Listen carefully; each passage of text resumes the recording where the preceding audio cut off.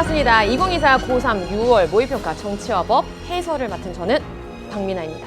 자, 우리 개념의 빈틈을 잡을 수 있는 절호의 찬스 6월 모의평가 여러분이 점수에 연연하고 끝내지 마시고요. 선생님이랑 총평 때 얘기했던 것처럼 우리에게 개념의 빈틈이 될 수 있는 부분들을 하나하나 채워나가면서 수능 특강의 연계 자료들과 어떻게 같이 나왔는지도 한번 따져보면서 평가원이 우리에게 주는 시그널 찾아보도록 하겠습니다. 자, 그럼 선생님이랑 바로 그냥 1번부터 들어가 보도록 하겠습니다. 1번 우리가 예상했습니다. 정치를 바라보는 관점 나올 것이다 라고. 또한 우리 수능특강 문제에도 물론 지금까지 기출도 그랬지만 특히 수능특강 문제에도 이런 식으로 선생님의 멘트 나오고 좁은 의미의 정치, 넓은 의미의 정치라고 반복적으로 나오는 패턴들 굉장히 많이 등장을 했었습니다. 이게 제시문 형식으로 나왔을 때도 많았었고요. 그냥 말풍선이 아니라 어쨌거나 우리가 연습 많이 했던 부분이니까 1번 문제는 빠르고 정확하게 풀고 넘어가 주셔야 되는 겁니다. 가보도록 하겠습니다.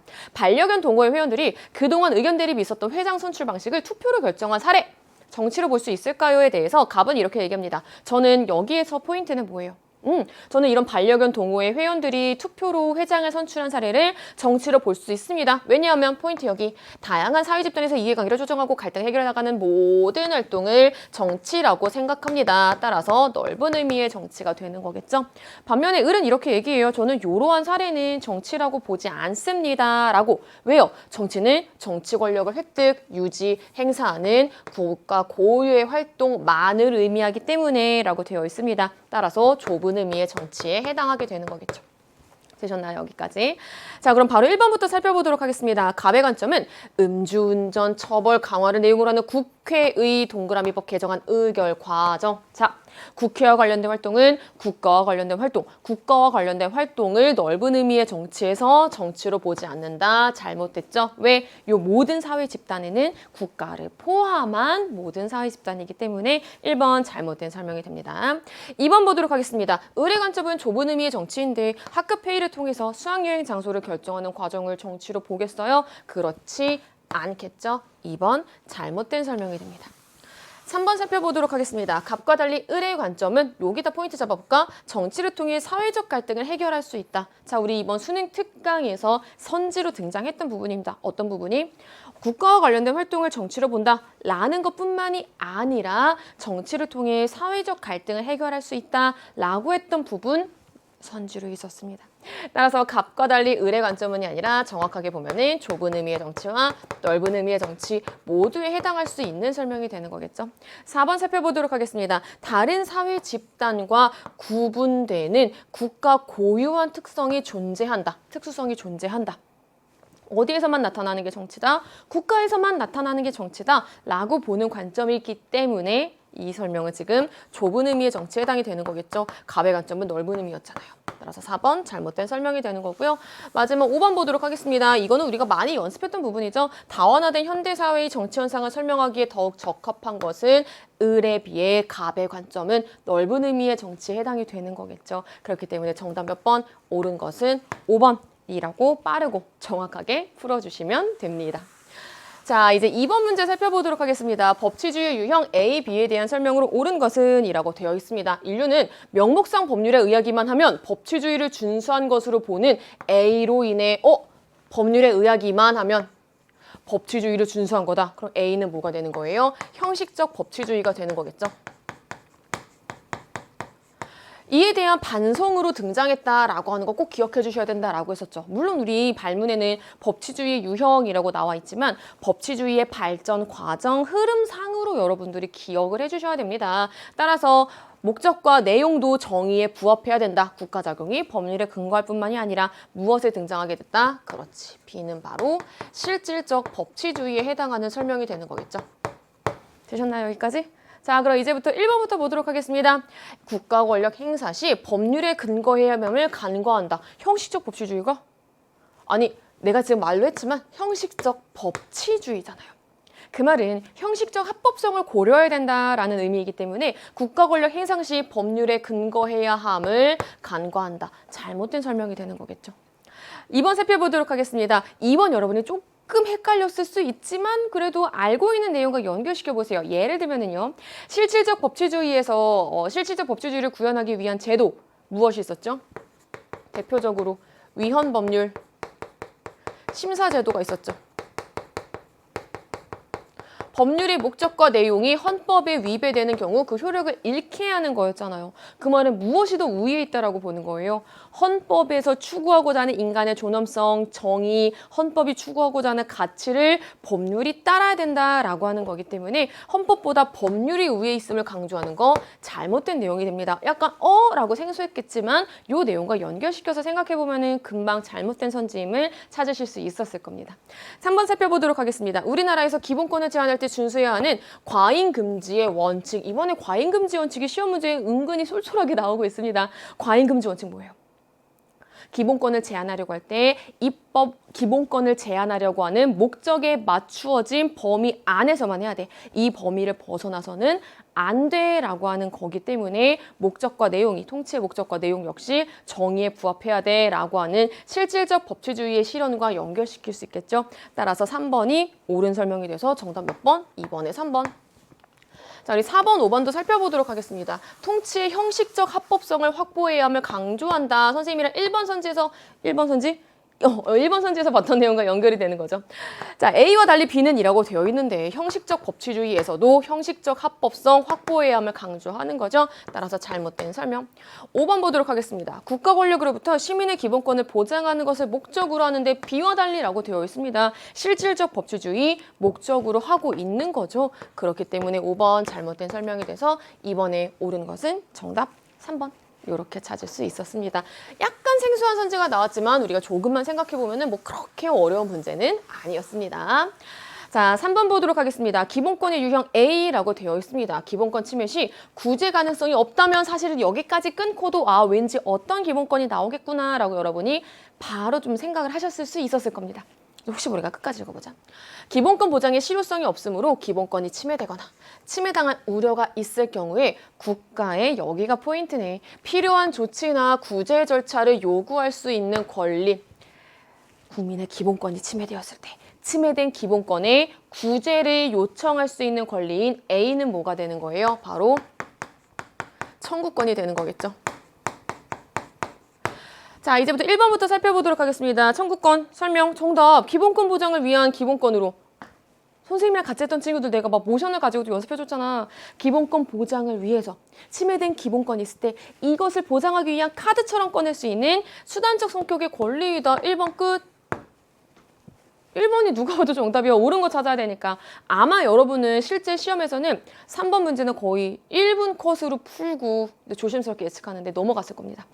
근데 우리는 그래도 개념의 빈틈을 혹시 모르니까 찾기 위해서 나머지 선지도 같이 보도록 하겠습니다. 국가 권력의 간섭이나 침해를 배제하는 소극적 권리는 자유권에 해당이 되는 거겠죠. 3번, 헌법에 열거되지 않아도 보장되는 권리로 포괄성 아니죠. 청구권은 대표적으로 열거적 성격의 권리를 가지는 거였습니다. 따라서 3번 잘못된 설명이 되는 거고요. 4번 보도록 할게요. 기본권의 본질적 내용으로서 법률로 제한할 수 없는 권리이다. 대표적으로 여기가 잘못됐죠. 법률로 제한할 수 없다고? 여러분이 헌법 37조 2항 한번 기억해 보세요. 뭐 다른 건 모르더라도 37조 2항 정도는 기억해야 된다라고 얘기했었죠. 국민의 모든 자유와 권리는 이러이러한 조건, 이러이러한 목적에 맞추어서 제한 가능한 거였잖아요. 따라서 법률로 제한할 수 없는 권리 잘못된 설명입니다. 마지막 5번은요. 국가기관 구성에 참여하거나 국가기관 구성원으로 선임될 수 있는 권리는 바로 참정권에 해당하는 설명이었죠. 따라서 정답은 1번이라고 어렵지 않게 찾았겠지만 3번의 다른 선지들도 같이 연습을 해주셨어야 됩니다. 되셨죠?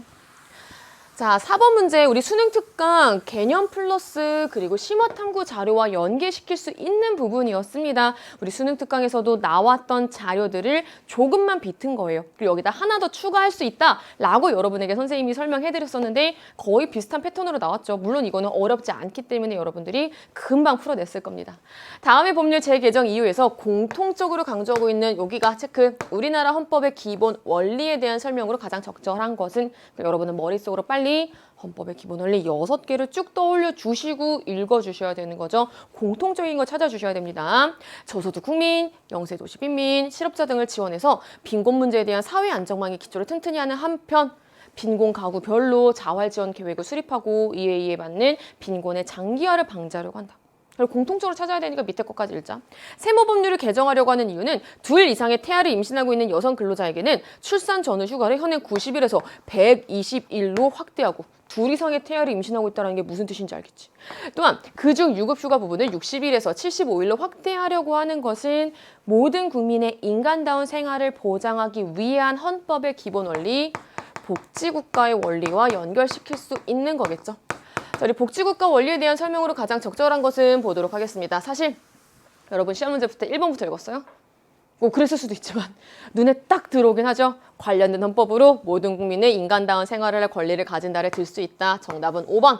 금방 찾았을 겁니다. 하지만 우리 나머지 선지가 왜 틀렸는지 한번 체크해 보도록 하겠습니다.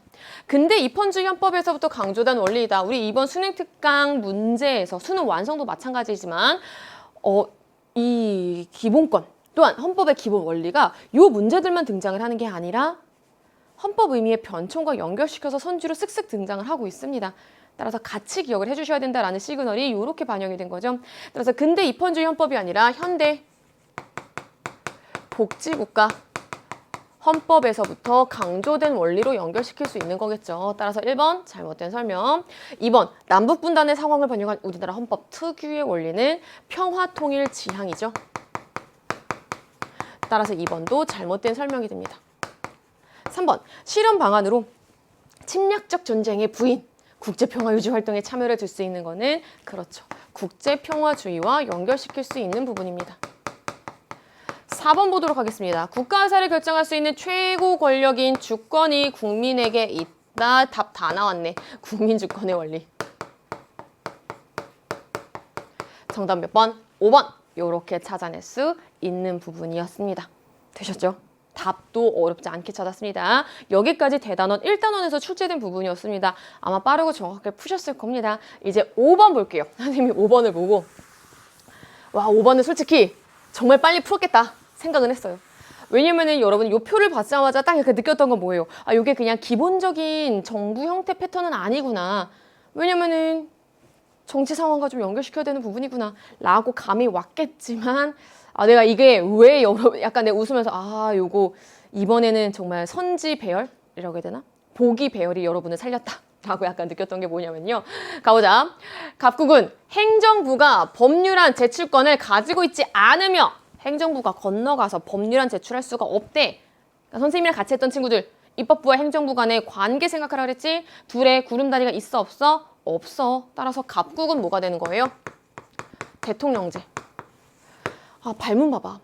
각국과 을국은 각각 전형적인 대통령제와 의원내각제다. 아니 그렇다면 을국은 빨리 여러분이 뭐다 체크할 수 있어요? 의원내각제다 체크할 수 있겠죠? 그런데 혹시 모르니까 우리가 을국이 의원내각제가 맞는지 한번 살펴보도록 하겠습니다. T+1대에서 원내 과반 의석을 차지해서 비당의 대표가 의회에서 행정부 수반으로 선출되었다. 오케이. 을국 의원내각제 맞네 라고 한 번 더 확인했습니다. 자 이제부터 볼 내용들은요. 이 표와 관련되어 있는 부분입니다. A당이 T대와 T+1대 모두 원내 과반 의석을 차지하고 있대요. 이렇게 체크할게. 한편 을국에서는 B당이 T대와 달리 T+1대에서 원내 과반 의석을 차지했대요. 그럼 T대와 달리라고 되어 있으니까 T대의 경우에는 과반 의석을 차지하지 못한 상황이 되는 거겠죠. 이게 어떻게 쓰이는지 이제부터 살펴보도록 하겠습니다. 자, 표는 갑국의 A당과 을국의 이렇게 의석수를 나타낸다 라고 되어 있고요. 요 단서 조항 은근히 이번에 조금 중요했습니다. 정부 형태의 갑국과 을국 변함없고요. T대에서 T+1대 갈 때 의회 총 의석수 역시 변동이 없다라고 되어 있습니다. 자, 여러분 이거 빨리 풀었을 거야. 이유 알려줄게. 갑국에서 의회는 내각에 대한 불신임권을 가진다. 내각 불신임권? 내각 불신임권은 지금 우리 전형적인 정부 형태하고 있잖아. 의원내각제에서의 견제수단이잖아. 갑국은 대통령제잖아. 기억 잘못됐어. 니은 볼게요. 을국에서 행정부 수반은 국가 원수의 지위를 가진다. 아니 지금 행정부 수반이자 국가 원수가 되기 위해서는 대통령제여야 하는데 을국은 의원내각제가 하나 틀렸네. 오케이. 이게 지금 여기에는 선지가 안 나와 있긴 하지만 기억, 니은 이렇게 여러분이 빼고 나면은 답 뭐 나와요? 디귿, 리을 5번 남잖아. 이렇게 풀었을 거야. 솔직하게. 이거 기억, 니은 다 아니네. 그러면 일단 1번 아니고 2번 아니고 3번 아니고 4번 아니고 답 하나 남았다. 5번. 이렇게 하고 넘어갔을 텐데 요거 여러분 선지 배열이 여러분이 좀 쉽게 풀을 수 있는 열쇠였던 거예요. 만약에 미리 얘기할게. 이게 기역, 니은 이렇게 1번 되어 있어. 예를 들면 뭐 이렇게 보자. 4번에 만약에 기역, 니은, 리을 되어 있어. 이거 준킬러다. 지금 이게 2개씩만 배열이 되어 있으니까 여러분이 금방 푼 거지. 하나만 더 추가되는 왜 이런 배열도 있잖아요. 막 기역, 니은, 니은, 디귿, 디귿, 리을, 기역, 니은, 리을, 니은, 디귿, 리을. 이런 배열이었으면 여러분 엄청 헷갈렸을 겁니다. 자, 이제부터 그 이유 한번 찾아보도록 하겠습니다. 뭐 디귿까지는 괜찮아. 의회 의원이 강요를 겸직할 수 있다라고 하는 건 둘이 구름다리로 연결되어 있는 의원 내각제를 의미를 하는 거야. 을국에서는 의원 내각제. 오케이, 갑국과 달리. 그러니까 우선 디귿 옳은 설명 이렇게 하나 찾았다. 자, 우리 문제 리을 보도록 할게요. 갑국과 을국의 의회 총 의석수를 각각 여기다 체크해볼래? 최대로 가정했을 때 갑국보다 을국의 총 의석수가 많다라고 되어 있습니다. 자, 우리 여기서 최대로 가정했다라는 거에 포인트를 잡고 문제를 풀어보도록 하겠습니다. 지금 갑국에서 A당은요. 2케이스 모두 다 과반을 넘겼어요. 그 말은 일단 갈 수 있는 우리가 마지노선을 한번 생각을 해보자고. 즉 우리도 맥시멈의 범위를 한번 고려를 해보는 거야. 왜? 선지에서 각각 최대로 가정하다라고 했으니까. 아니 그렇다면은 결국에 갑국에서는 어쨌거나 T대와 T 플러스 1대의 총 의석수의 변동이 없기 때문에 얼마는 넘지 않겠어요. 그렇죠. 200은 넘기지 않겠죠.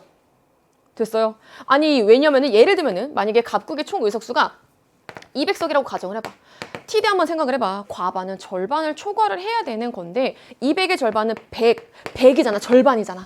과반이 아니잖아. 따라서 200을 넘기지 못할 겁니다. 예를 들면은 뭐 우리가 의석수이기 때문에 자연수로 등장을 할 거니까 예를 들면은 199처럼요.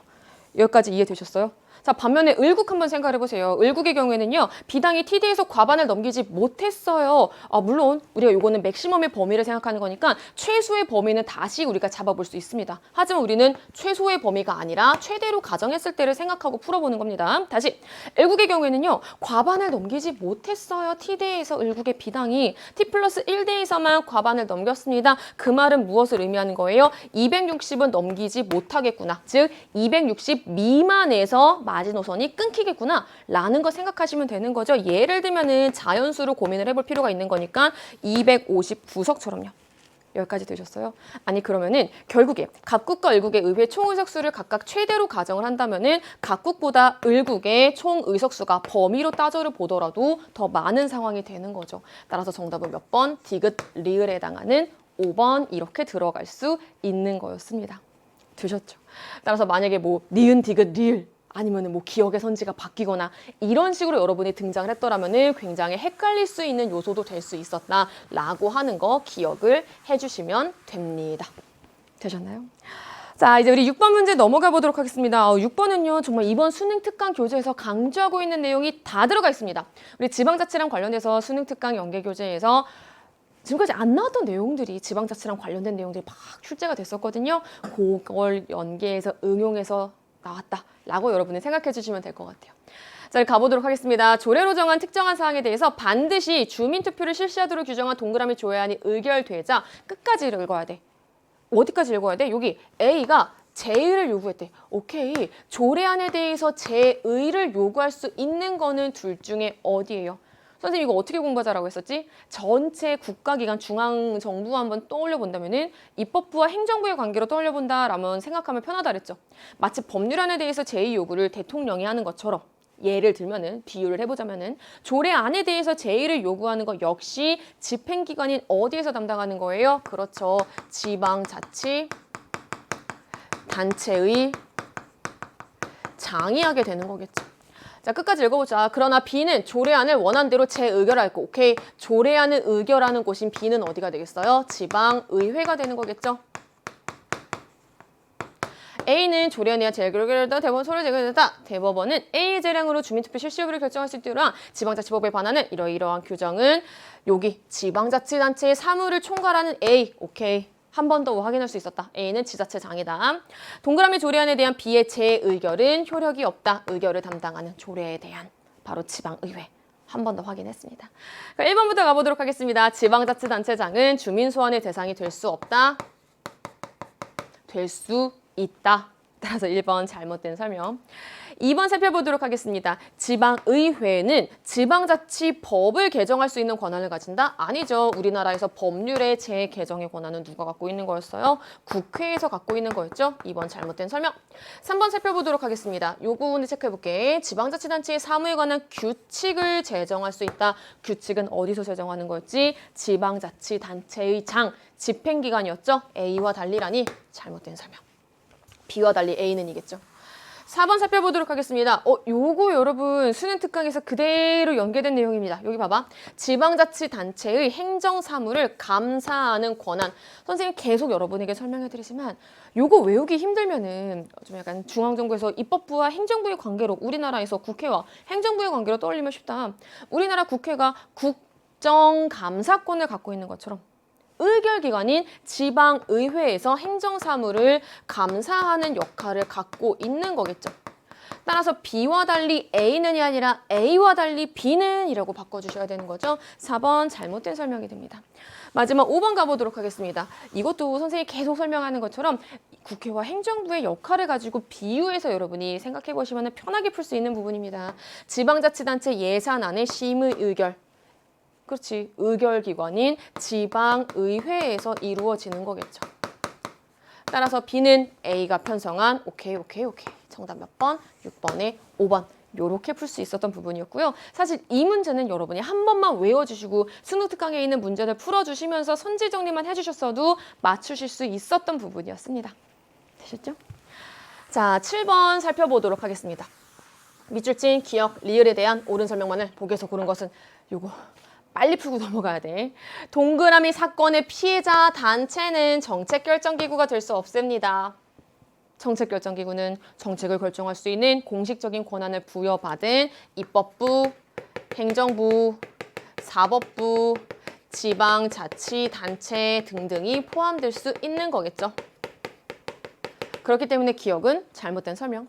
니은 보도록 하겠습니다. 거리에 모여 시위를 진행한 건 정치 과정에서 자신들의 요구와 지지를 반영해줘 라고 하는 투입에 해당이 되는 거겠죠. 니은 옳은 설명. 디귿 넘어가 보도록 하겠습니다. 니은에 비해 리을은 거리에 모여서 시위를 진행한 거에 비해서 개정을 위한 의견을 온라인으로 제출한 것은 전자민주주의랑 연결시켜야 되죠. 밑줄 치는 리은은. 정치 참여의 시공간적 제약을 완화할 수 있는 방법이죠. 디귿 옳은 설명입니다. 세상에 끝났네. 정답 몇 번? 3번. 마지막 리을도 봅시다. 디귿과 달리 리을은 정치 과정에서 산출에 해당한다. 아니 일단 다른 건 다 제쳐두더라도 세무법을 제정한 거 어디에서? 국회에서 바로 산출에 해당이 되는 거잖아요. 또한 리을은 환류에 해당하니까 어쨌거나 리을은 잘못된 설명이 돼서 정답은 니은 디귿에 해당하는 3번이라고 빠르게 풀어낼 수 있었습니다. 자, 이제 우리 8번 문제 살펴보도록 하겠습니다. 8번 문제, 이게 뭐야? 라는 생각이 들었을 텐데 사실 정말 쉽게 풀 수 있었고 이게 약간 거의 최초로 등장한 기억, 니은, 디귿에서 끝나는 문제입니다. 한번 보도록 할게요. A가 자신의 이익을 위해서 B를, 요거 보고 여러분은 어떤 건지 이렇게 팍 와야 돼. 개념이. 고용한 상황에서 A의 업무와 관련해서 B가 불법행위로 C에게 손해를 가한 경우 여러분 이제 그림 기억나십니까? 요거 A, B, C가 있고 지금 B가 C에게 업무상 손해를 가한 상황입니다. 근데 A는 누구야? 자신의 이익을 위해서 B를 고용했대. 오케이, 그럼 A는 사용자가 되는 거고요. B는 피용자가 되는 거겠죠.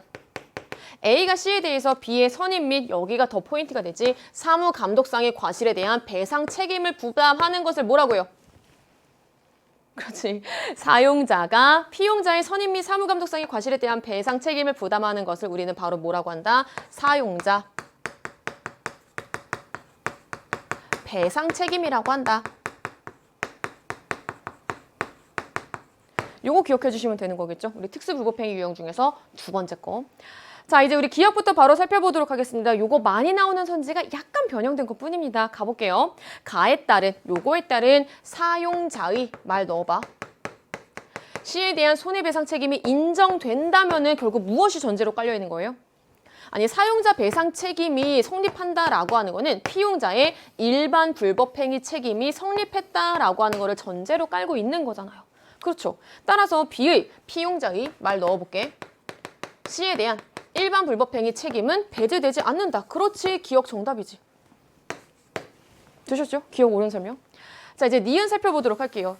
사용자가 피용자에 대한 선임 및 사무감독상의 상당한 주의를 의무를 다했음을 증명한다면 어떻게 돼요? 면책, 책임이 면제될 수 있죠. 그렇다 하더라도 손해배상 책임이 인정되는 거 아닙니다. 이 상황에서는요. 책임이 면제됩니다. 면책 사유 존재했었죠? 니은 잘못된 설명.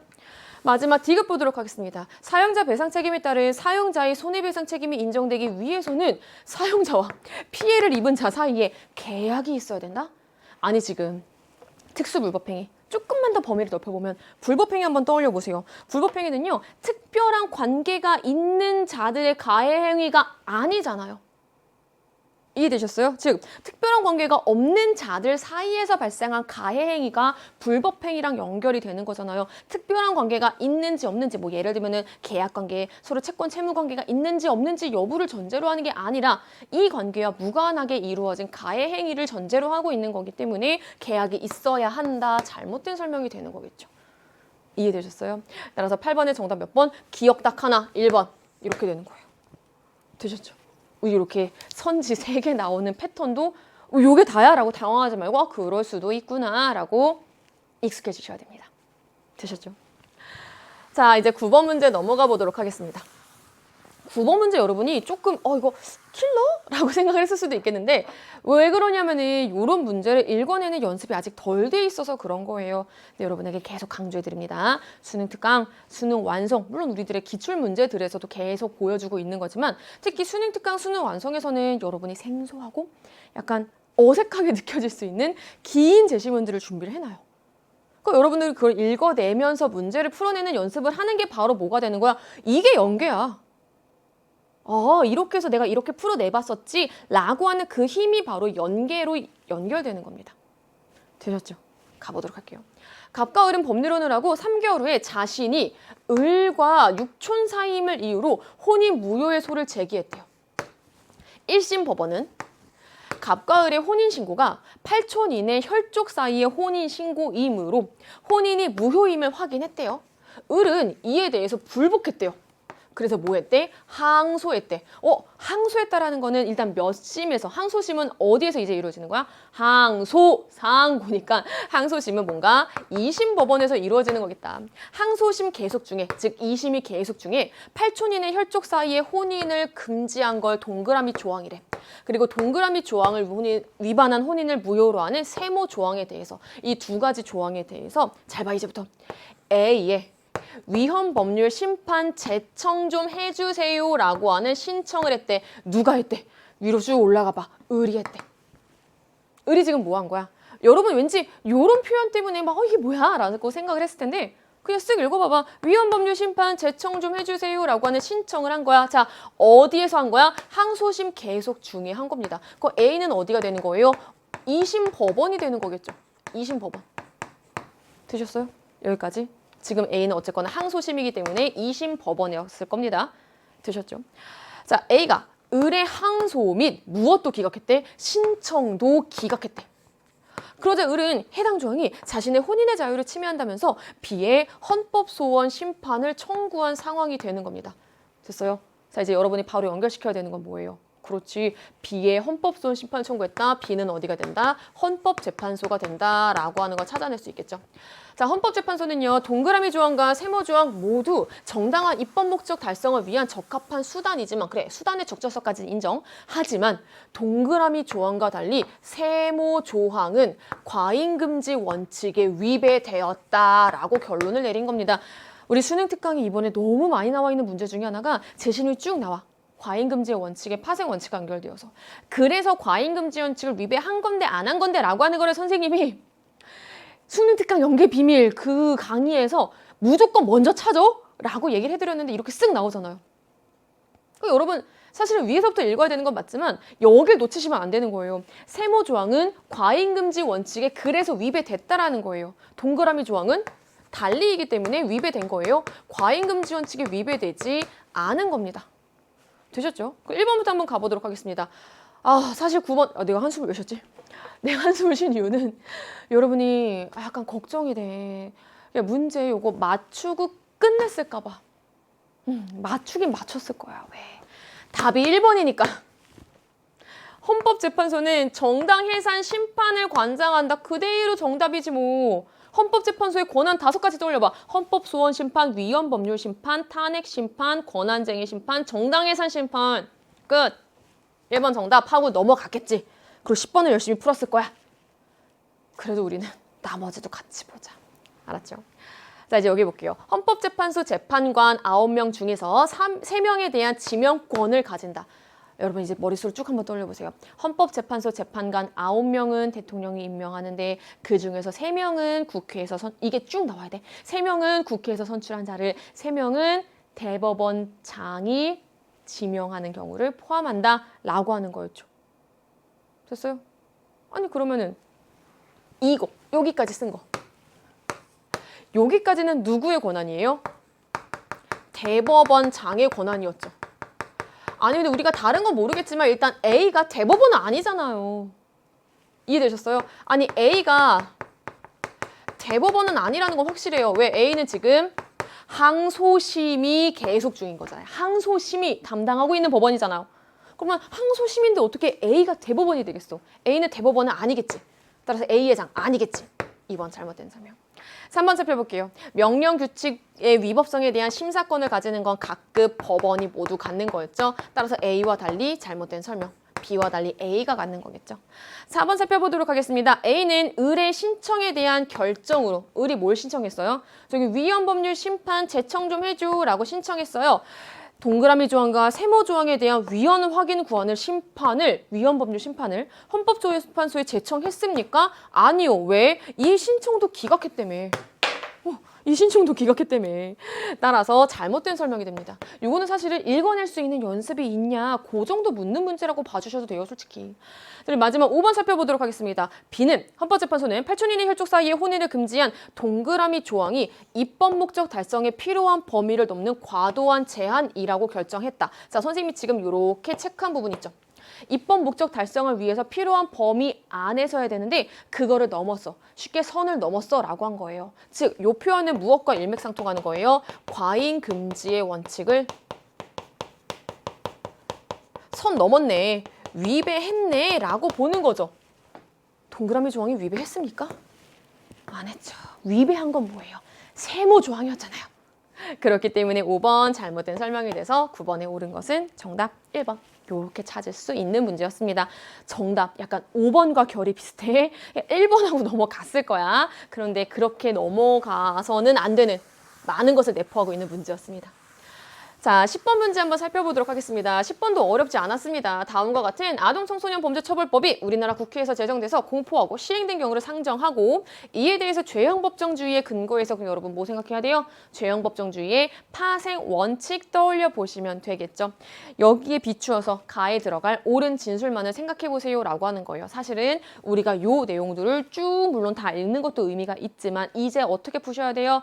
여기에 들어갈 수 있는 내용, 없는 내용을 찾아주시면 되는 거겠죠. 이 법은 성문 법률주의에 반합니다. 아니 지금 문장으로 완성되어서 법에 이렇게 쭉 적혀 있는데 무슨 소리? 아니죠. 기억 잘못된 설명.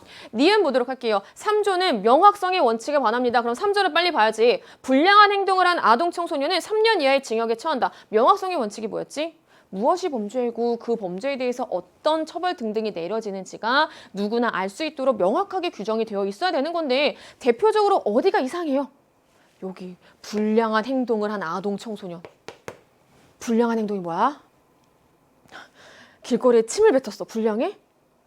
불량해. 그럼 안 돼. 담배를 펴. 불량해 청소년이? 불량해. 그런데 약간 선생님한테 얘기할 때 짝다리를 짚고 팔짱을 껴. 불량해? 나는 불량하지는 않다라고 봐. 그냥 약간 뭐 힘든 일 있나? 왜 이게 예를 안 지키지? 라는 생각이 들 뿐이지 불량 청소년 이러지는 않아. 즉 지금 명확하게 무엇이 범죄인지가 나와 있지 않은 거죠. 그렇기 때문에 명확성의 원칙에 반합니다. 가에 들어갈 수 있습니다. 자, 이제 디귿 보도록 하겠습니다. 3조를 적용해서 여기 먼저 체크해볼게. 입법 시행 전에 불량행위를 한 아동 청소년을 처벌할 수 있습니다. 지금 선생님이 체크한 부분은 결국 어떻게 할 수 있다는 거야? 소급 적용해서 처벌할 수 있다라고 하는 건데 사실 3조와는 소급 적용해서 처벌할 수 있다라는 내용과는 관련되어 있지 않죠. 그렇기 때문에 디귿 잘못된 설명이 됩니다.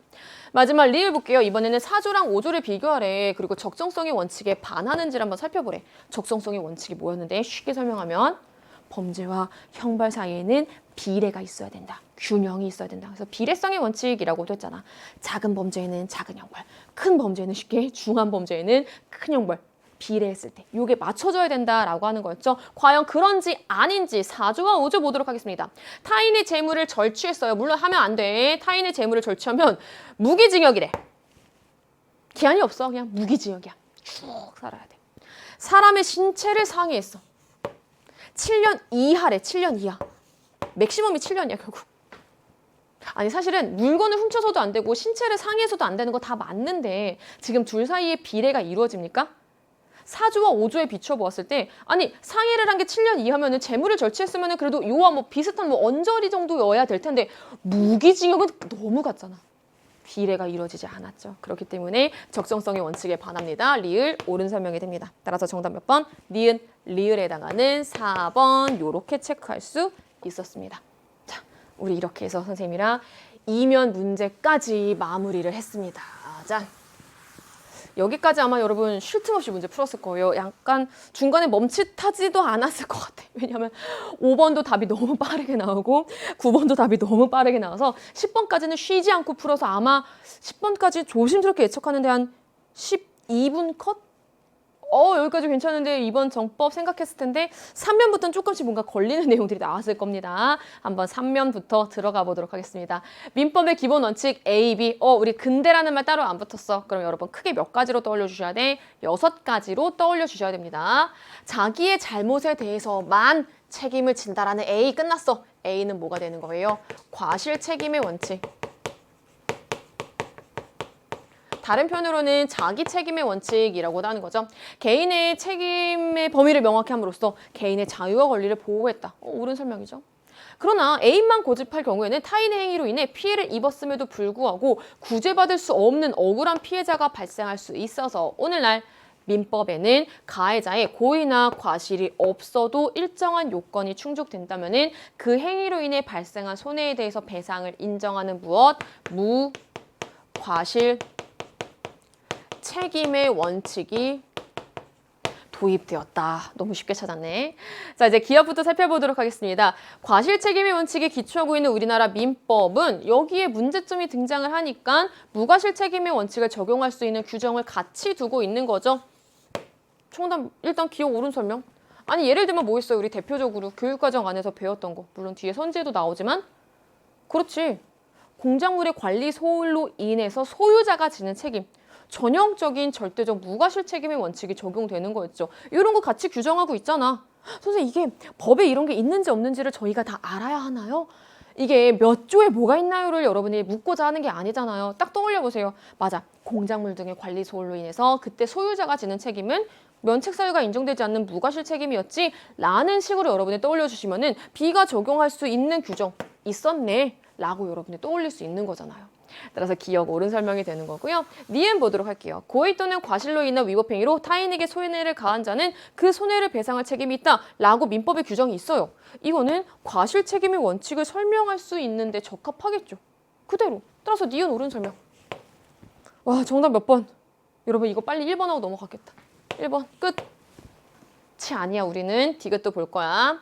환경으로 인한 불법행위 성립에 있어서 B를 적용하는 경우 환경오염으로 인한 불법행위 성립 이거 우리 수능 특강 심화탐구 자료에 있습니다. 있다고. 심화탐구 자료 중에서도 밑에 거에 있어. 심화탐구 자료가 왜 문제 들어가기 전에 이렇게 일반적으로 이렇게 왼쪽 페이지나 뭐 여기 있는 거 2개가 이렇게 있잖아. 근데 그 중에 밑에 거에 있어.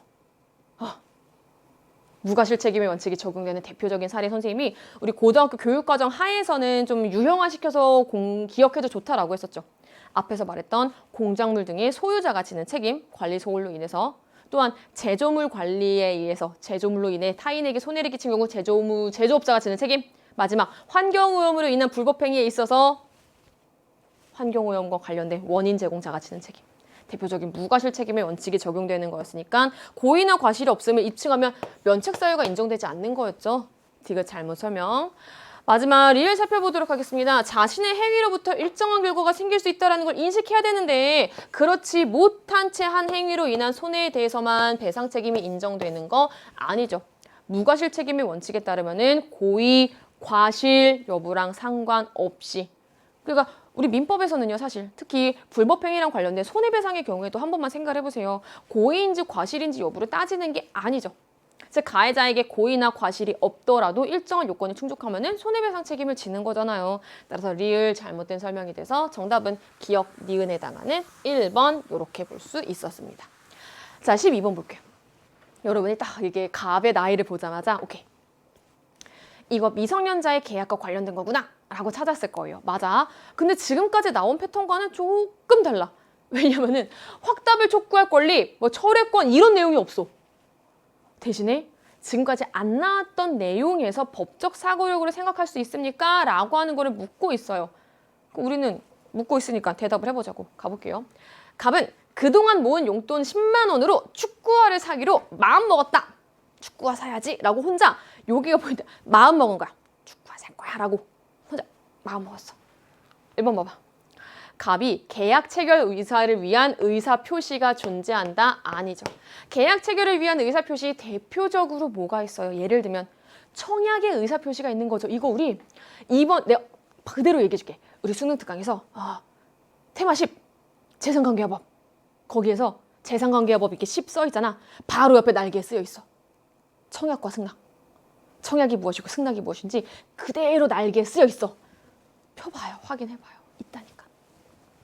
아니 예를 들면 대표적으로 청약과 관련된 의사표시 나와 있습니까?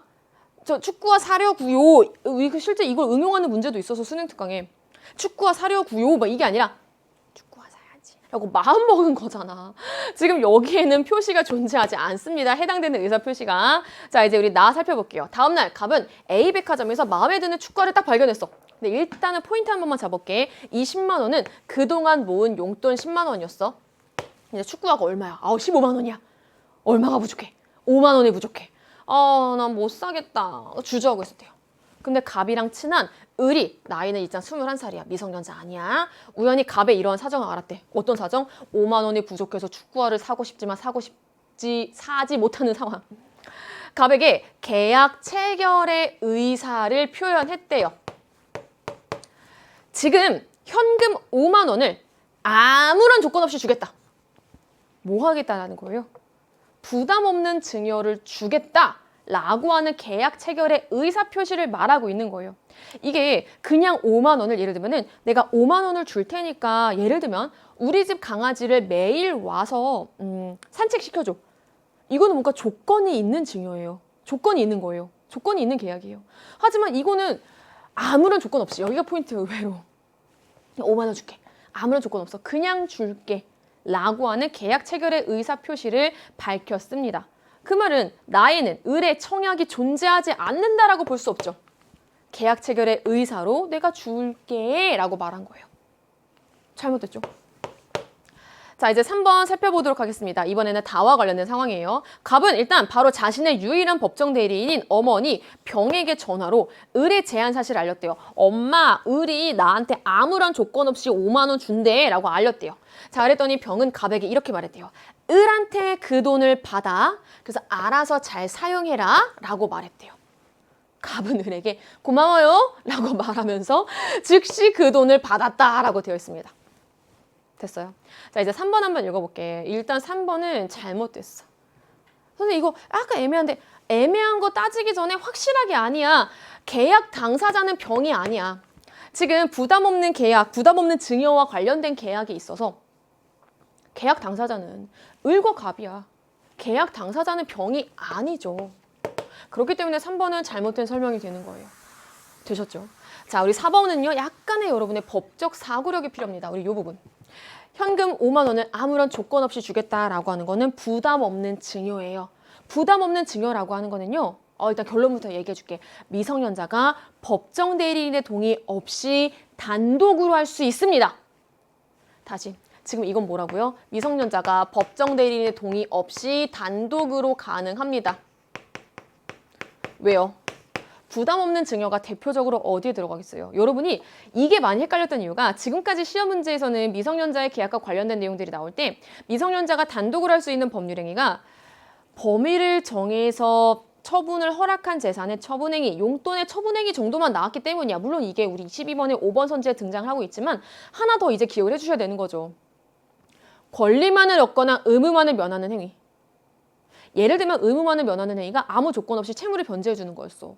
그럼 대표적으로 부담 없는 증여 계약의 경우에는 그렇죠. 권리만을 얻는 행위에 포함될 수 있는 거잖아요. 그렇기 때문에 미성년자가 법정 대리인의 동의 없이 단독으로 할 수 있는 겁니다. 되셨어요? 자, 이제 4번 읽어봐봐. 병은 누구였어? 법정 대리인은. 나와 다에 걸쳐서 체결된 계약. 어떤 계약이었어? 부담 없는 증여를 하는 계약. 갑이 미성년자라는 이유로 취소할 수 있습니까? 아니요. 왜? 갑은 미성년자이지만 이런 행위는 단독으로 할 수 있는 거기 때문에. 되셨어요? 자, 이제 요거 좀 이제 읽어봐봐. 요게 약간 쪼갤 필요가 있었다.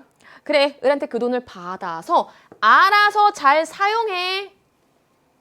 자, 지금 10만 원은 용돈의 범위에 들어가. 여기까지 이해됐지? 근데 축구가 얼마였어? 15만 원이었어. 그래서 일주일 후에 갑은 백화점에 가서 그 구매화를 구매했대. 근데 병은 갑의 축구화 구매 사실을 막상 또 못마땅하게 생각했대. 아유, 저 축구화를 왜 사가지고 막 지겨워 이걸 왜 사가지고 막 이렇게 생각을 하셨나 봐. 아니 어쨌거나 우리 이거는 다 차지하더라도 축구화를 구매한 거는 지금 무엇으로 구매했어요? 10만 원 플러스 5만 원으로 구매했어. 20만 원은 뭐였어? 처분이 허락된 재산의 처분에 들어가. 왜? 뭐였으니까? 용돈이었으니까. 근데 이 5만 원도 뭐에 들어가? 그렇지. 처분이 허락된 재산의 처분에 들어가. 왜? 여기가 포인트였다니까. 그래, 돈 받아서 알아서 잘 사용해 라고 한 거야. 알아서 네가 잘 사용해. 처분해 그 5만 원이라고 얘기한 거야. 그래도 돼 라고. 그럼 이거는 미성년자가 마찬가지로 법정 대리인의 동의를 얻지 않고 단독으로 할 수 있는 행위에 들어가는 거죠. 따라서 법정 대리인의 병은 라에서 체결된 축구화 구매 계약을 갑이 미성년자라는 이유로 취소할 수 없는 겁니다. 되셨어요? 못마땅하게 생각해서 취소할 수 없어. 막 이런 게 아니라 이런 의미로 여러분 이거를 받아들이시면 안 되고요. 법적 사고력으로 용돈 이거는 처분이 허락됐어 라고 하는 포인트를 잡아서 기억을 해주셨어야 되는 문제였습니다. 되셨죠? 나만 그랬니? 나 이거 풀면서 혼자 웃었는데. 알아서 해. 그래서 알아서 하니까 못마땅하게 하고. 됐어요? 자, 이제 13번 보도록 하겠습니다. 우리나라 헌법기관 ABCD 나왔는데요. 육모 때는 사실 요게 수능에 비했을 때 굉장히 쉽게 나왔어요. 그런데 틀렸다. 이것은 외우지 아니한 겁니다, 여러분이. 지금은 정답률이 조금 낮지만 요 정도 난도로 수능에서 나온다. 정답률 확 올라갑니다. 그때는 대부분이 외우거든요. 여러분 또 그때 외우니까 그때 외워야지. 아니에요. 지금 외우시는 겁니다. 특히 우리 수능 특강뿐만 아니라 수능 완성이에요. 이번 수능 완성에 여기 테마 5 국가기관의 구성과 기능에 왠지 이제 구모 때부터 어렵게 나올 것 같아. 이 국가기관이 정말 세세하게 시험에 안 나왔던 내용까지가 다 등장해요. 됐어요? 지금 이 13번 문제는 어렵지 않지만 그래도 틀려거나 그래도 선지 하나가 헷갈렸다면 반드시 일단 이 순간에 외우시고 수능 완성까지를 여러분이 꼭 끝내주셔야 됩니다. 자, 이제 한번 살펴보도록 할게요. A는 대통령 선거의 효력을 다투는 선거소송. 그냥 선거소송이 아니라 대통령 선거의 효력을 다투는 선거소송은 어디에서? 그렇죠. 대법원에서 관할하는 거였죠. B는 행정기관에서 대통령의 명을 받아 행정각부를 통할한다. B는 어디? 국무총리. C는 공무원의 직무에 대한 감찰 및 국가의 세입 세출에 대한 결산 검사. 결산 검사는 감사원. 한편 감사원장은 국감대대헌. 어디에 동의를 얻어서? 국회 동의를 얻어서 대통령이 임명한다. 너무 쉽게 ABCD 찾았어. 수능에서 이 정도 난도보단 더 어렵게 나옵니다. 1번 살펴보도록 할게요. 조약의 체결 비준에 대한 동의권을 대법원이 갖습니까? 아니죠. 중요조약에 대한 체결 비준에 대한 동의권은 국회에서 갖는 거였죠.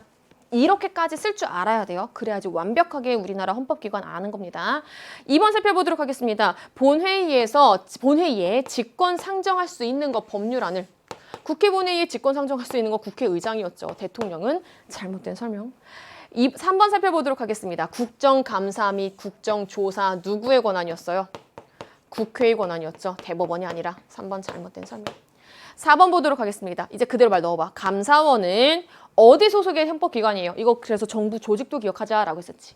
대통령 직속의 헌법기관입니다. 업무상 독립성을 보장받는다는 옳은 설명이고. 어디가 잘못됐어? 여기 국회 소속 아닙니다. 마지막 5번 보도록 하겠습니다. 국회는 국무총리의 해임을 대통령에게 건의할 수 있다. 정답 5번. 되셨죠? 13번에 요거 혹시나 5번 헷갈렸다면 꼭 다시 기억을 해주세요. 왜? 우리나라에 있는 의원 내각제정 요소와도 연결시킬 수 있는 파트가 되는 겁니다. 되셨나요?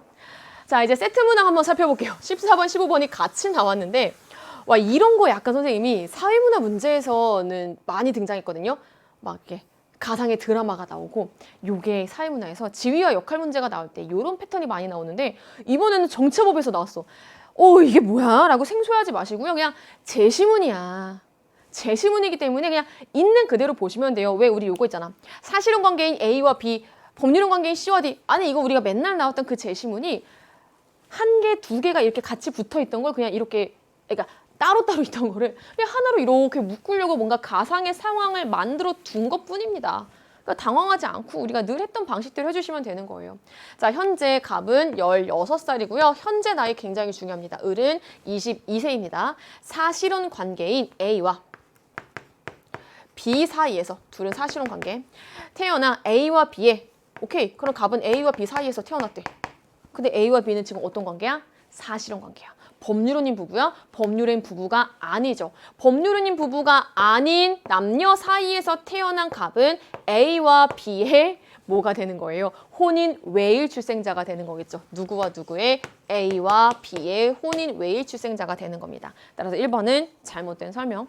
바로 1번부터 챙겼다. 자, 이제 우리 그 다음 볼게요. A와 B의 사실혼 관계 해소 후에 B에 의해 양육되었다. 이거 잘 봐야 돼. 이거를 입양되었다라고 보는 친구들이 있는데 아니 지금 A가 남자고 B가 여자예요. 그 말은 B에 의해서 양육되었다라는 거는 뭔가 입양이 아니죠. 지금 이 둘의 관계는 어떤 관계예요? A와 B의 혼인 외일 출생자. 그 말은 혈연 관계가 있는 거잖아요. 이해되셨어요?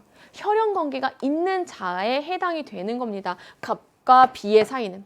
어쨌거나 그래서 B에 의해 양육되었다. B가 C와 법률혼을 한 이후에는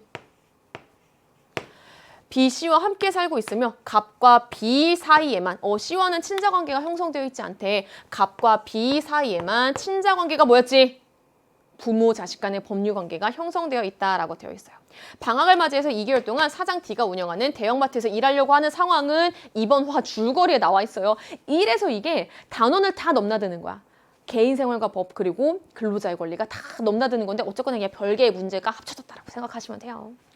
자, 이제 우리 두 번째 상황 보도록 하겠습니다. 을은요, 법률혼 관계인 C와 D 사이에서 태어나 C가 D와 이혼을 한 이후에 양육되어서 오케이, 그럼 요 사이에서 을이 태어났네. C에 의해서 양육되었다. C와 D는 어떤 이혼을 했대? 법원에서 이혼 의사 확인을 신청하고 적법한 절차를 거쳐 이혼 의사를 확인받아 이혼했대.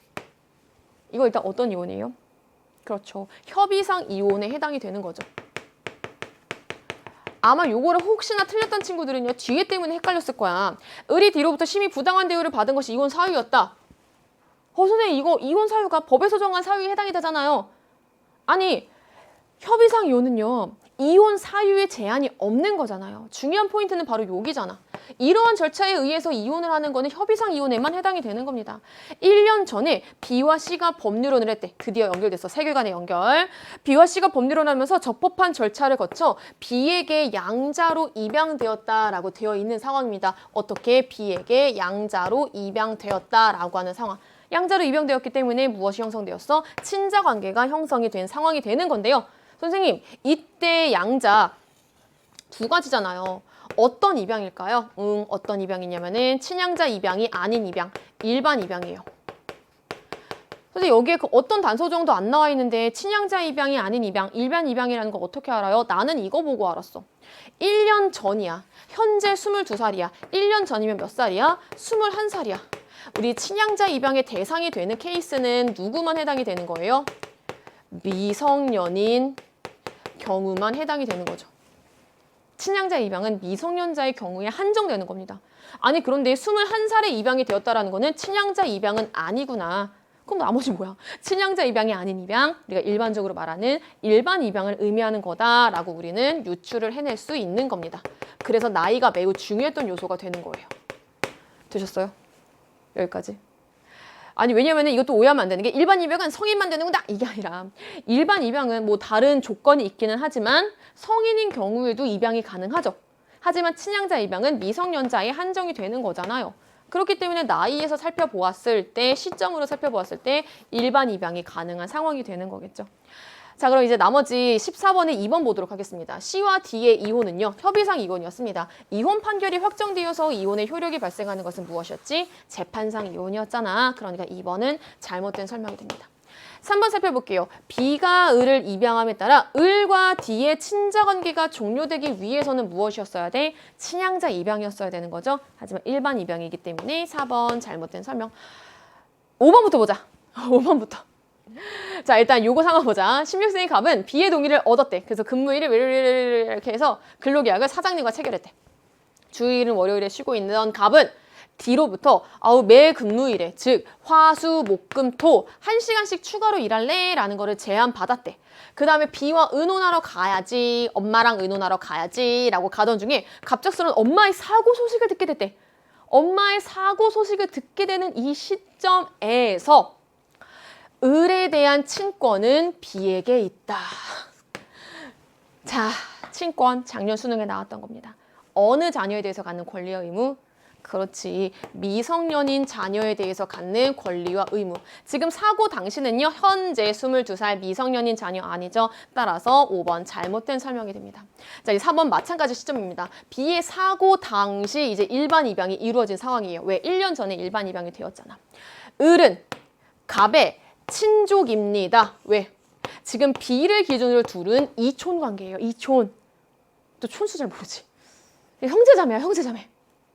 형제자매는요 반드시 부모가 같아야 된다라는 거 아닙니다. 부 또는 모가 한 명만 같아도 형제자매가 형성이 될 수 있는 겁니다. 둘은 이촌의 관계예요. 선생님 친족의 범위가 조금 헷갈리는데 라고 할지라도 물론 우리 민법상 친족의 범위는 분명히 존재를 합니다. 근데 이거를 생각하지 않더라도 그냥 이 친족의 범위 안에 형제자매는 들어갈 수 있는 거잖아요. 따라서 이 둘은 형제자매이기 때문에 을은 갑의 친족이다. 4번이 옳은 설명이 되는 거예요. 되셨어요? 이렇게 풀어내는 거였습니다. 이렇게 해서 선생님이랑 14번 문제 풀어보았고요. 15번 문제 보도록 하겠습니다. 15번 문제는요. 선생님 이걸 다 지우면 어떻게 해요? 지워도 돼요. 왜? 전혀 다른 근로자의 권리와 관련된 파트거든요. 자, 우리 여기서 봤던 사례랑 같이 연결시켜 보도록 하겠습니다. 갑은 16세고요. 그래서 여기에 등장한 거 내가 계속 강조하는 거 고등학생이야. 중학교를 졸업했어. 그러니까 중학교에 재학 중은 아니라는 뜻입니다. 자, 그 다음에 여기 A가 갑의 근로계약을 체결을 대리하지 않았으므로 근로기준법에 위배된다? 아니죠. 미성년자의 근로계약은 법정 대리인의 동의로서 일할 사람이 직접 체결하는 거였죠. 그렇기 때문에 잘못된 설명이 됩니다. 니은 살펴보도록 하겠습니다. D는 누구였어요? 그냥 쉽게 사장님. 사용자는 갑과 합의한 소정 근로시간을 서면으로 명시해서 교부해야 하는 거였죠. 니은 옳은 설명. D가 읽어보도록 하겠습니다. D는 B 몇 살이었어요? B 몇 살? 그렇지. B. 여기. B가 몇 살이 아니라 B는 법정 대리인이었지. B의 동의서와 갑이 몇 살? 현재 16살.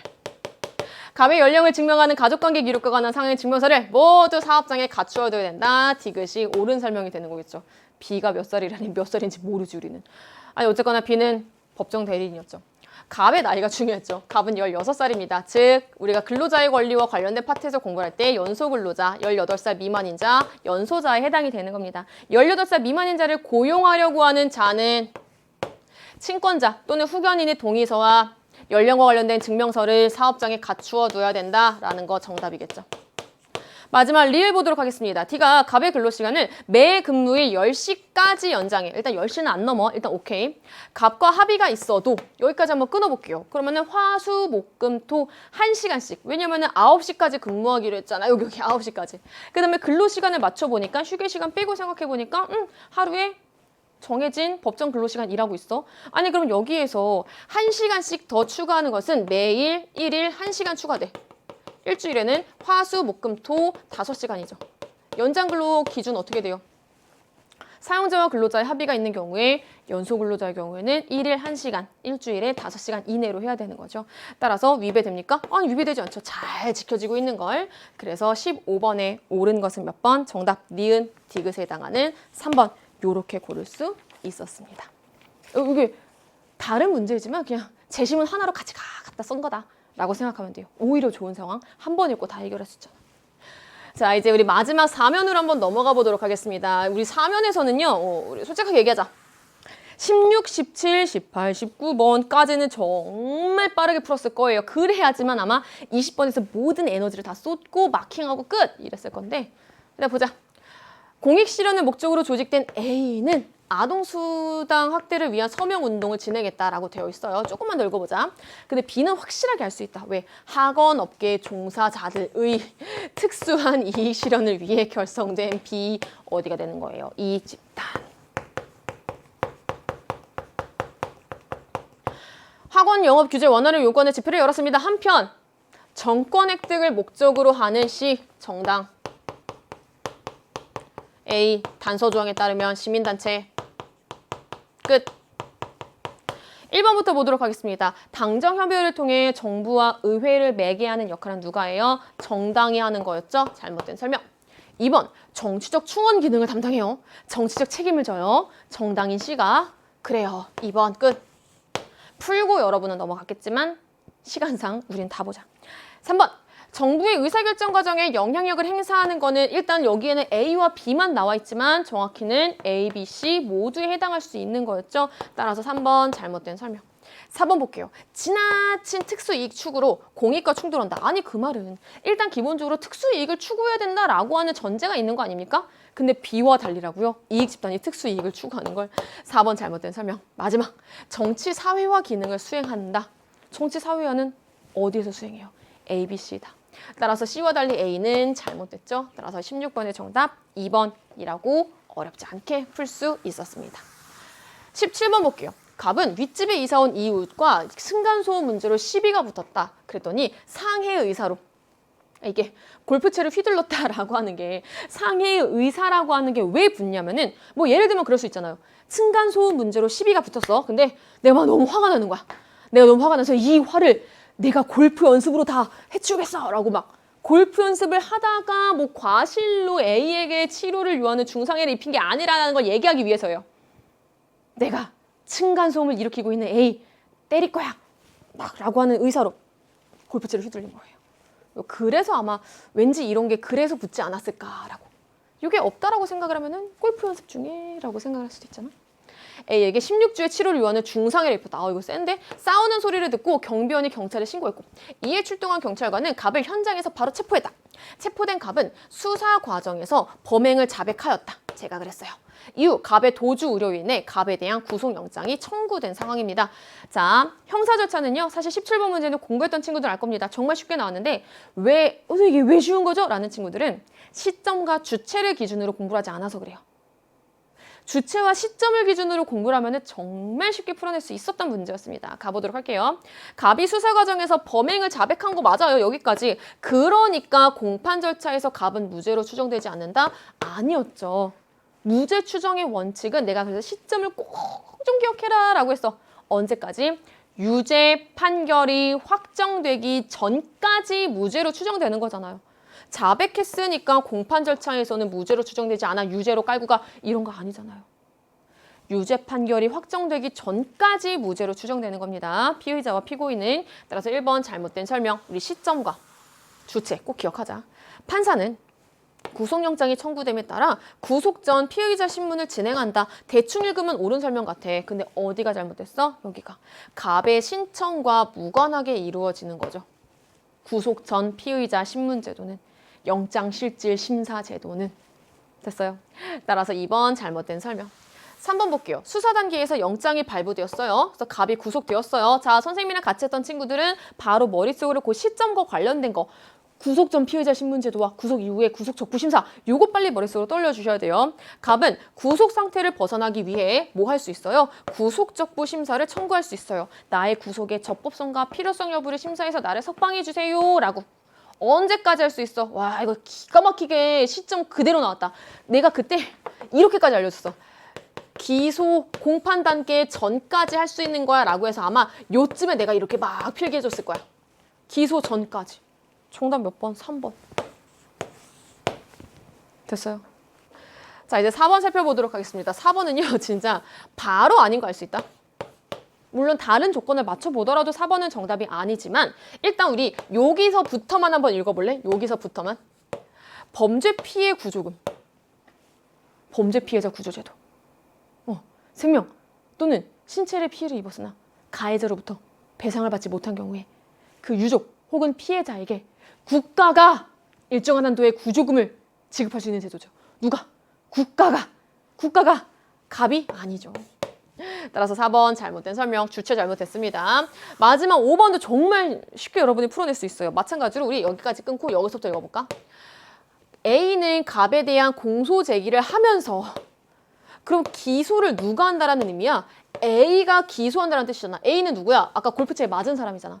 기소를 A가 해요? 아니죠. 기소는 검사에 의해서 이루어지는 거죠. 그렇기 때문에 5번 잘못된 설명이 됩니다. 시점으로 여러분이 따져보시고 주체로 따져보시더라도 5번 잘못된 설명임을 어렵지 않게 찾을 수 있습니다. 따라서 17번의 정답 3번. 18번 보도록 하겠습니다. 국제관계를 바라보는 관점이 나왔습니다. 맨 마지막 6단원에서 그럼 현실주의, 자유주의 떠올려주시면 되겠죠. 1차 세계대전이 끝나고 국제연맹의 설립과 같은 평화유지를 위한 노력에도 불구하고 2차 세계대전이 발발한 것은 세계평화가 집단안보 체제에 의해서는 보장될 수 없음을 보여줍니다. 결국에 갈등적 국제관계를 안정적으로 유지하기 위해서는 동맹으로 맺어진 세력 대 세력 간의 힘의 균형이 유지됩니다. 세력균형 전략이 필요해요 라고 보는 갑의 관점은 국제관계를 바라보는 현실주의 관점으로 연결시킬 수 있겠죠. 반면에 을은 2차 세계대전의 교훈을 바탕으로 설정된 국제연합은 이게 문제는 제시문으로 나왔지만 이제는 선지로도 나올 수 있지 않을까? 1차 세계대전이 끝나고 국제연맹이 설립되었지만 강대국 등의 불참으로 인해서 실패로 돌아가고 2차 세계대전 이후에 국제연합이 등장했다라고 하는 거. 이러이러한 다양한 활동을 통해서 세계평화와 안전유지에 이바지하고 있습니다. 이는 국제연맹의 구조적 한계를 극복한 집단 안보 체제인 국제연합이 전쟁을 억제하고 협력적 국제관계를 실현할 수 있음을 보여줍니다. 을은 국제관계를 바라보는 자유주의 관점에 해당이 되는 거겠죠. 1번부터 보자. 갑의 관점은 상호 협력 관계를 중시한다고요? 아니죠. 상호 협력 관계를 중시하는 건 자유주의 관점에 해당이 되겠죠. 2번 살펴보도록 하겠습니다. 세계평화의 실현 방안으로 국제기구의 역할을 자유주의 관점에서 강조하는 거죠. 왜? 국제사회에서는 보편적인 선이 존재한다. 그렇기 때문에 국제적인 여론, 국제법, 국제기구의 역할을 강조하는 거였잖아요. 2번 옳은 설명. 정답 2번 끝. 3번. 을의 관점이 힘의 불균형 상태에서 전쟁이 발발한다고 보는 거고요. 아니죠. 그래서 힘의 균형 상태를 맞춰야 돼라고 보는 건 오히려 현실주의 관점이었죠. 3번 잘못된 설명. 4번 이거 많이 나오는 선지입니다. 개별 국가의 이익과 국제사회 전체의 이익이 조화를 이룰 수 있다라고 보는 거는 을의 관점, 자유주의 관점이겠죠. 근데 을과 달리라니. 마지막 5번 보도록 하겠습니다. 국제사회 분쟁 해결을 위해 외교적 협력보다 군사력 강화를 강조한다라고. 갑과 을의 관점이 모두? 아니죠. 을의 관점에서는 외교적 협력을 더 강조하는 거겠죠. 그렇기 때문에 을은 아니겠죠. 자유주의적 관점은.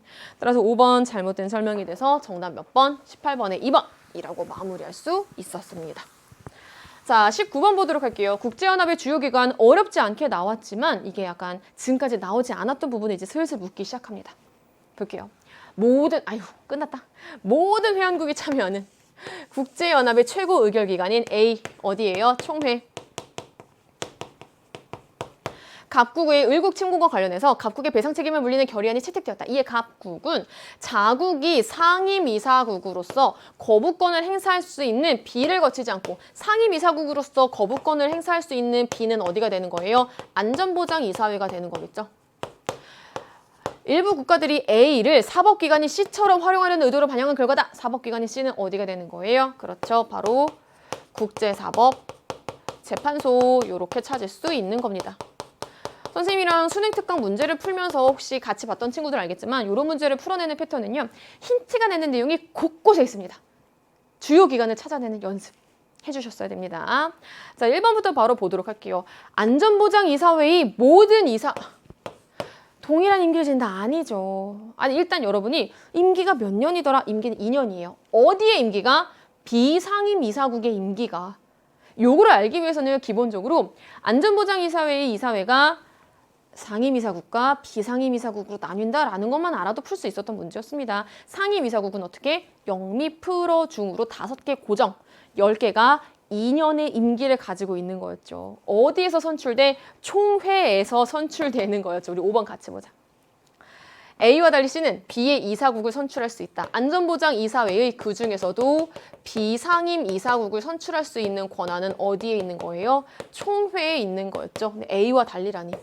5번도 잘못된 설명. 됐어요? 우리 1번 보는 김에 5번도 같이 봤습니다. 2번 보도록 하겠습니다. 주권평등의 원칙에 따른 표결 방식을 채택하고 있는 거 A와 달리 안전보장이사회라고요? 아니죠. 주권평등의 원칙이 적용되는 거는 총회입니다. 오히려 안전보장이사회는 뭐 실질상의 같은 경우에는 상임이사국의 거부권 행사가 인정되는 거기 때문에 힘의 논리가 반영이 되는 거였죠. 그래서 2번 잘못된 설명. 3번 보도록 하겠습니다. 요거 선생님이 수능 특강에서 선지로 나왔을 때 기억해야 돼. 이거 되게 생소할 수 있거든. 그러니까 봐야 돼라고 수능 특강 연계 비밀 거기서 봤어. 거기서 했는데. 국제평화와 안전유지를 위해 군사적 개입을 결정할 수 있는 권한 생소할 수 있겠지만 이거 안전보장이사회에서 하는 역할입니다. 따라서 B와 달리 A는 아니죠. B에서 일어나는 역할들이었죠. 4번 살펴보도록 할게요. 사실 정답을 찾는 건 또 쉬웠을 거예요. 많이 나왔던 패턴이거든요. 국제사법재판소의 재판관은 15명으로서 서로 국적이 달라야 되며 총회와 안전보장이사회에서 선출된다. 4번이 옳은 설명. 우리 5번은 아닌 거 미리 한번 살펴보았습니다. 자, 이제 우리 대망의 마지막 문제 한번 풀어보도록 하겠습니다. 굉장히 길고요. 막 초대의회 이거 처음에 막 초대할게. 이걸로 오해하시면은 또 막 뭐야 싶었을 텐데 초대가 있고 뭐 2년 후에 T년이고 그 2년 후는 T 플러스 2년이고 아니 초대로부터 4년인데 그걸 막 T 플러스 2년이라고 부르고 거기다가 막 선임 의원, 후임 의원 막 이렇게 나와 있는데 사실은 정보가 많다라는 거는 우리에게 주는 시그널이 많다라는 거겠죠. 자, 일단 왠지 뭔가 어떤 패턴으로 풀어야 될 것 같아? 초대 의원, T년, 이렇게 좀만 더 쓰자. T년에 이루어진 선거, T 플러스 2년에 이루어진 선거, T 플러스 4년에 이루어진 선거 뭔가 이렇게 찾아야 되겠다라고 하는 패턴이 조금 감이 오실 겁니다. 그리고 각각은 몇 년 동안이 흐르는 거다? 기본적으로 2년 동안의 시간이 흐른다라고 하는 거 기억을 해주시면 되겠죠. 또한 여기 초대 의원은 초대가 그냥 정말 처음의 의회는 총 6명의 의원으로 구성되었고 3개의 지역에서 여기 뒤에 나와 있었다. 지역 1, 2, 3이라고. 그럼 나도 똑같이 적을게. 지역 1, 지역 2, 지역 3에서 지역 1, 2, 3에서 각각 2명씩 선출되었다. 초대 의원은 여기서부터 또 헷갈렸을 거야. 아니 어떻게 의원들의 임기가 다 다를 수 있어? 아니 그런가 보지 뭐. 그럴 수 있나 보지 뭐.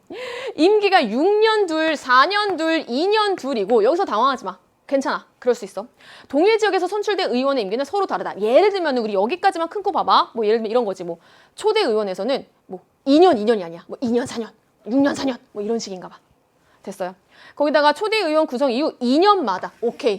2년이 흘러 2년마다 각국은 임기가 만료되는 의원이 있는 지역에서 임기 몇 년짜리를 선출한다. 이번에는 그냥 새로 뽑는 사람들은 6년짜리를 선출한다라고 봐주시면 되는 거예요. 각 지역을 대표하는 2명의 의원은 임기가 적게 남은, 그러니까 쉽게 말해서 임기가 얼마 안 남았어. 그러니까 남은 시간이 얼마 없어. 선임 의원. 남은 시간이 많아. 후임 의원. 남은 시간이 별로 없어. 선임. 남은 시간 많아. 후임. 됐죠? 자료 1은 초대 의회가 구성되고 2년 후인 T년에 지역 1과 여기가 포인트야. 지역 3에서만 실시된 의회 의원 선거 결과를 반영한 지역별 의회 의원의 소속 정당을 나타낸다라고 되어 있습니다. 그럼 우리가 요거 한 번만 해볼까? 일단은 T년도에는 어디와 어디에서만 선거가 실시되었대? 지역 1과 이렇게만 체크할게. 지역 3에서만 선거가 실시되었대. 그 말은 무엇을 의미하는 거야? 이게 2년 후에 선거가 실시된다라는 거는 임기 2년짜리 사람이 있었겠구나라고 하는 걸 유추할 수 있겠죠. 왜? 임기가 만료됐으니까 빈자리로 줄 수 없잖아. 새로 뽑았겠죠. 어디에서만? 지역 1과 지역 3에서만. 그러면은 초대에서는 지역 1에 임기 2년짜리 사람 하나, 지역 3에 임기 2년짜리 사람 하나 이렇게 있었나 보다라고 추론할 수 있어요. 그 다음에 여기에 2년 들어가면은 여기에는 선생님이 임기가 짧은 순서대로 쓸게. 4년, 6년짜리 의원들이 이렇게 뽑혔겠죠. 그럼 여기에 들어갈 수 있는 거는 임기 4년짜리 사람 하나, 6년짜리 사람 둘 중에 하나가 들어가겠죠. 그렇다면 여기에는 임기 6년짜리 또는 4년짜리 사람 이렇게 들어갈 겁니다. 여기까지 이해되셨죠? 자, 우리 그 다음에 한번 살펴볼까요? 그랬더니 이번에는 T년에서 지역 1에서는 누가 선임 의원이 됐대? 선임 의원이라는 거 너무 헷갈려 하지 마. 그럼 이렇게 한번 체크해볼까? T년에 선거가 이루어졌대. 그럼 이거 초기에 2년짜리 사람이 있었던 거야. 선생님이 이제부터 임기가 2년짜리인 사람. 즉, 요번을 마지막으로 여기를 끝으로 임기가 만료되는 사람을 이렇게 표현할게. 즉, 여기를 끝으로 나가야 되는 사람을 선생님이 이렇게 표현을 해볼게. 자, 그러면 이 사람 대신에 뽑히는 사람은 임기가 몇 년짜리예요? 6년짜리예요. 그러면 T년에 뽑힌 사람은 임기가 6년짜리니까 남은 기간이 더 많겠죠. 여기에 몇 년짜리가 오든지 간에 일단은 아직은 모르지만 이해되셨어요? 그럼 그 사람이 후임 의원이 될 겁니다. 자, 그럼 후임 의원은 지역 1에서 누구예요? B당이 되는 거예요. 되셨어요? 여기까지? 자, 우리 B당 출신의 사람을 선생님이 그냥 B당이라고 부를게요. 그 B당이 새로 들어온 사람이 되는 거야. 임기 몇 년짜리? 6년짜리. 내가 이렇게 표현할게. 6년 남음이라고 표현할게. 그럼 선임 의원은 누가 되는 거예요? 앞에 나와 있는 A당 이렇게 되는 거겠죠. 되셨어요? 여기까지? 자, 우리 그 다음에 가보도록 할게요. 그냥 바로 이어서 보자. 자, 이제 2년이 또 흘렀습니다. 2년이 흘렀는데 이번에는 자료 2는 무엇을 의미하는데 T 플러스 2년과 T 플러스 4년에 의회의원 선거가 실시된 지역의 의회의원 선거 결과래. 그러면 T 플러스 2년에는 어디에서만 실시됐대? 지역 1과 지역 2에서만 실시됐대. 오케이, 여기서 우리가 찾을 수 있는 건 뭐야? T 플러스 2년을 끝으로 임기가 만료되는 사람이 있구나 라는 거 찾을 수 있는 거죠. 선생님, 이 사람은 임기가 6년 남았잖아요. 그럼 이 사람의 임기가 끝났겠네요? 그렇죠. 지금 요 상황에서는 임기가 6년 남은 상황에서 시작했잖아. 아니, 그러면 어쨌거나 이 사람은 임기가 몇 년 남은 사람이 되는 거예요? 그렇지. 임기가 4년 남은 사람이 되는 거겠죠. T 플러스 2의 선거 결과에서는. 이해되셨어요? 자, 그렇다면 이것은 무엇을 의미하는 거예요? 초대 때 임기가 4년인 사람이 있었겠구나 라고 하는 걸 의미하는 거겠죠. 초대 때 임기가 4년이니까 이제 2년, 4년이 지나서 새로 뽑아야 되는 사람이 등장을 하는 겁니다. 아마도 그 사람은 요 사람이 됐겠죠. 자, 이제 요 사람이 2년이 남았으니까 요 사람이 이제 나가야 되는 사람이 됐어요. 임기가 만료되는 사람이 됐어요. 자, 우리 T 플러스 2년의 지역 1에서는 그래서 누가 당선이 된 거예요? B당 사람이 당선이 돼서 새롭게 들어오게 된 겁니다. 임기가 만료된 자리에서 새롭게 들어오게 된 거예요. 이 사람은 T 플러스 2년 선거로 인해서 이제 6년의 임기가 남은 상황이 되는 겁니다. 그러니까 이제 봐봐. T 플러스 4년에서는 지역 1에서 선거가 이루어져?